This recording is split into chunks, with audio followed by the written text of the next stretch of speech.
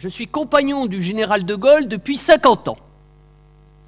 Bah, je ne vous dirai pas mon âge. Voilà, comme ça. Et je suis compagnon ou ami de Léon Tolstoï depuis 30 ans. Et depuis quelques années, l'idée de voir l'essentiel de ma vie, spirituelle, intellectuelle, morale, littéraire, tout ce que vous souhaitez, vient à moi, et j'essaye de faire un essai de Gaulle et Tolstoï, comme il peut y avoir Goethe et Tolstoï, comme il y a Tolstoï et Dostoïevski, bien entendu, comme il y a d'autres duos que l'on met ensemble. Pourquoi? Alors d'abord, soyons clairs, si j'allais dans une île déserte, mais n'ayez crainte, je n'ai pas envie d'aller dans une île déserte. J'ai envie de rester à Saint-Germain-en-Laye. J'emporterai 2 livres, les mémoires de guerre du général de Gaulle et Guerre et paix. Et avec ces 2 livres, j'ai le roman univers ou les mémoires univers. Deuxième point, je crois qu'il y a entre l'un et l'autre le français type, en tous les cas le plus illustre des Français, et le russe type ou le plus illustre des Russes. Pour faire court, un grand Français et un grand Russe, comment dire, à la fois confrontés, parce qu'on va voir qu'ils sont complètement différents, voire opposés,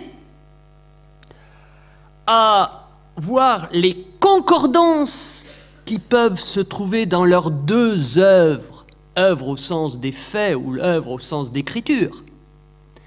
Et 3, la complémentarité que l'on peut trouver à travers 2 pensées, la pensée tolstoïenne et la pensée gaullienne. En effet, pour ne pas divaguer et pour rester dans cette réflexion à 2 noms, je m'aperçois que ce sont mes 2 maîtres à penser. L'année dernière, j'avais évoqué Tolstoï, maître à penser.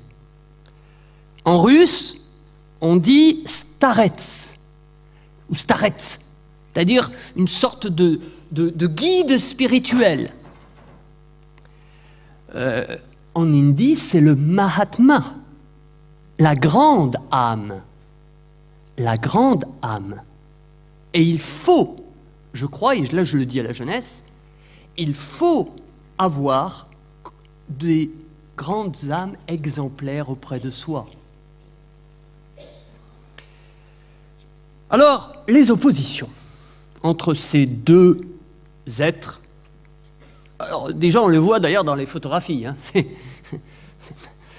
c'est un militaire chef d'État et un penseur prophète de l'humanité bienheureuse.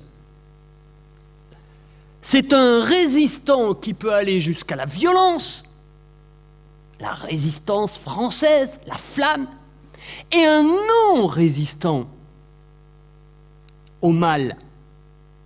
Matthieu 5,39. Et il ajoute, car ainsi le mal est absorbé par la résistance, cette résistance. Un patriote nationaliste, presque, et un antipatriote, attention, russe jusqu'au bout des doigts, mais qui pense l'universel.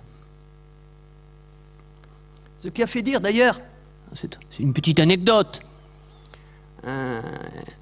Tolstoï, au début des années 1900, invite Paul Déroulède, qui est Paul Déroulède, président de la Ligue des patriotes français, pour essayer d'avoir Tolstoï contre les Allemands.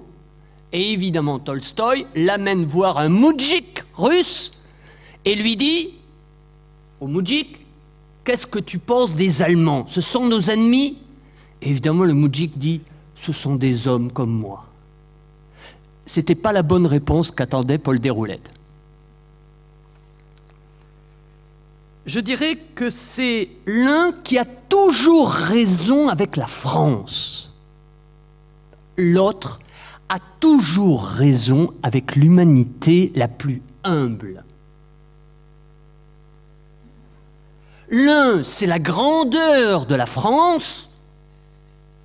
On lui parle Clovis, Jeanne d'Arc, Louis XIV, Napoléon, Clémenceau. En l'autre parle le moudjik, le prisonnier de guerre des Français, Platon Karateïev, l'humble soldat qui est en vérité le général en chef de l'armée russe, qui semble très humble, Koutouzov, qui bat Napoléon, 1812.